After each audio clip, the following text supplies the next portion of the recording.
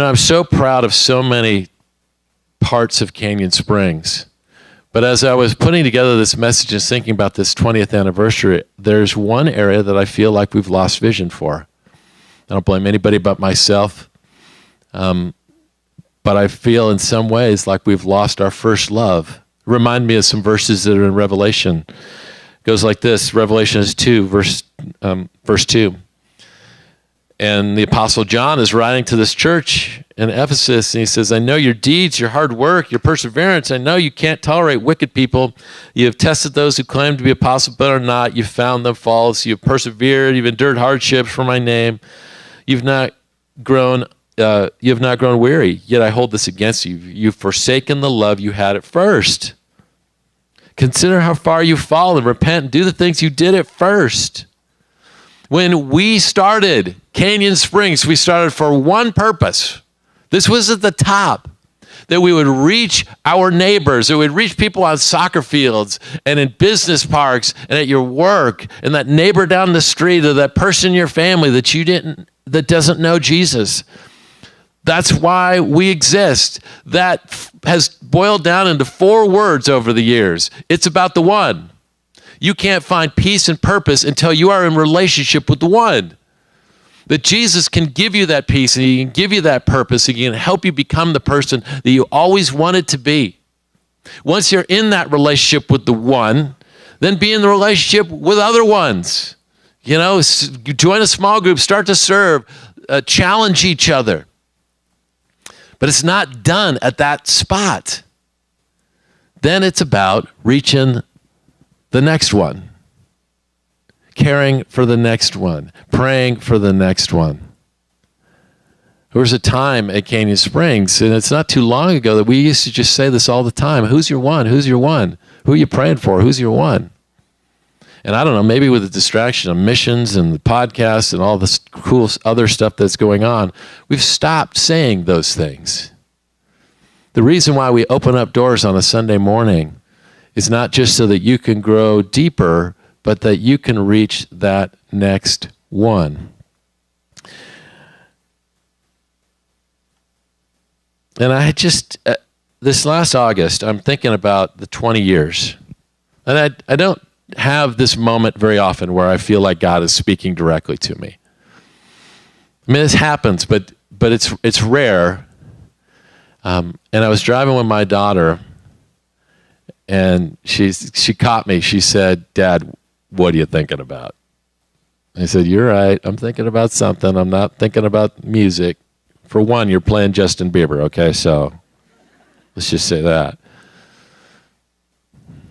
And here's what I feel like God placed on my heart. It's about the one. And the one is here at 8:30 and 10:30 every Sunday. And we've just kind of grown as a church to be kind of very culturally San Diego, and whenever you show up is fine.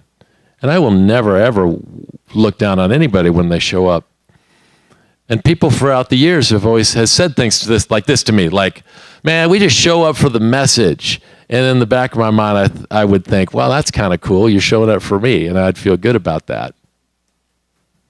And yet the one, Jesus Christ, wants to meet with you at 8:30 and 10:30 every Sunday. And I realize some people don't get the singing stuff, right? I mean, it's pretty common. And so my challenge to you is to get the singing stuff. To not miss that opportunity to meet with the one who can change your life. And I've had to learn it. Quite honestly, that wasn't a priority to me when we started. Speaking was a priority because that's what I knew. And God has broken my heart and shown me that as I worship, I draw close to him.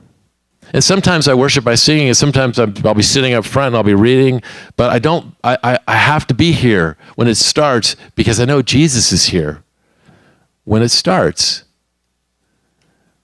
And I want to challenge you. And maybe you're not up to that challenge. That's fine. You can come whenever you want. I love you. but learn it. And I think you can do it. I mean, if you showed up at a Journey concert, you'd sing Don't Stop Believin'. So we've changed a couple of things around here. You're not going to have any more caddies. You don't have to do the walk of shame anymore with the caddy when you're in the front rows. Because I want that to be worship time. I don't want anything to take away from that worship time. We are no longer passing an offering bucket. That's not going to happen anymore. If you look in the back, there are little places where you can give your money. And if you really commit, if you really want to commit to that, do that online. That way you don't have to worry about it on Sunday mornings. But I don't want that to interrupt from the worship anymore. We're going to drop the lights when it hits 8:30 and 10:30, which means you're going to have to, we're trying to figure out the lights. Paul is trying to figure out the lights like you wouldn't believe. Last year, the school decided to save some money by putting in lights that cannot be dimmable. And so since that point, it's either like nothing or everything. It's either like that you can't see or McDonald's. It's really hard to worship when it looks like McDonald's because it feels like an intimate moment. So we're going to drop those lights. We're going to try to we're working to get some dimmable lights so that you'll have some light. And we're putting lights on the side. But just understand that that's why we're doing that. Another thing that we're going to do is in the back, like we build a sound system every Sunday. Sometimes it works for you, sometimes it doesn't. There are earplugs in the back if it hurts your ears, because that happens. And I've been around lots of churches, really cool churches put earplugs in the back, okay? So I also want to challenge you on your e-bulletin. If you click on, there's a Spotify playlist. I don't know if you're on Spotify. It's a free app that you put on your phone. Click on that Spotify playlist, and all the songs that we play on Sunday will play for you. Take time during the week so that you know these songs, so that you can learn them and God can start speaking to you during them. It's funny, you guys walked with me through our adoption. It's a 4-year process. And I would show up to church, and there would be a song about how the orphans find a home. And it would break me every week. And God would speak to me, and he would encourage me through that difficult time. And so I'm going to challenge you to try to make that a priority. Let me also say this.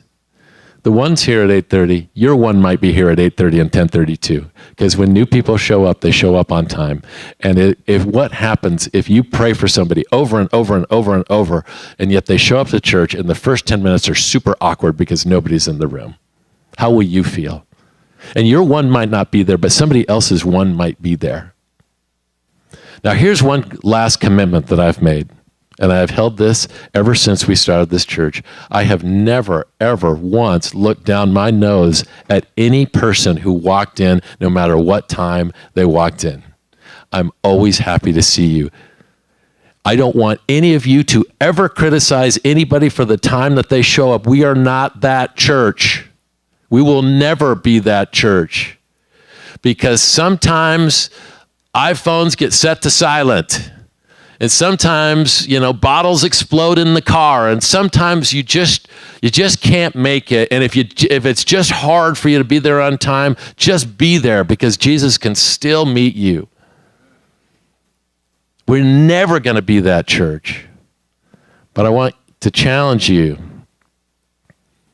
to meet the one here. Because, man, I've seen him.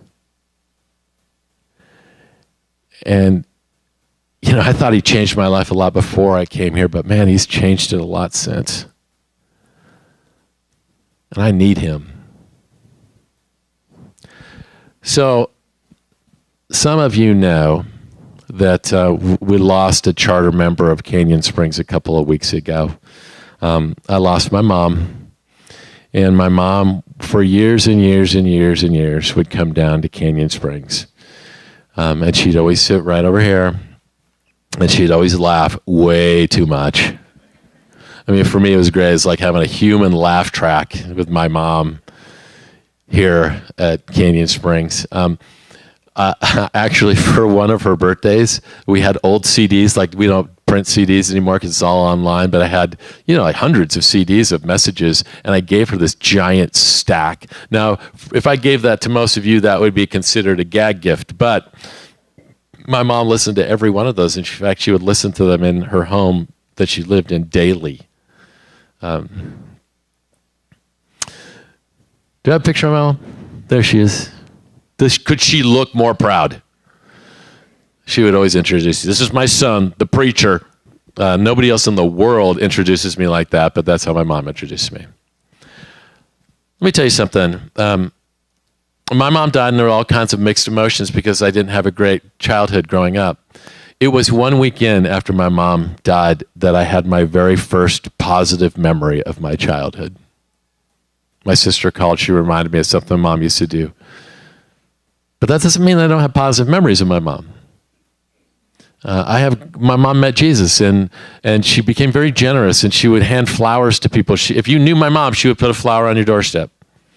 If you knew my mom, she'd bake you a pie. Until, she started to, like one pie she baked, she started to lose it. The wheels started to come out. She forgot the sugar, so she put it on top. I also remember she made a cake one time, and we went to cut it. The spoon was in it. So she stopped making pies. But my dad was abusive, and my mom didn't know how to protect us, and that was my life growing up. And then one day, my oldest sister invited my dad to go to church. And at that church, he found Jesus. And then there was another day that my sister invited my mom to go to a different church. And my mom found Jesus. And then my sisters found Jesus. And 2 years later, I went to a concert. And you know where that concert was? It was at a church. And Jesus changed my life.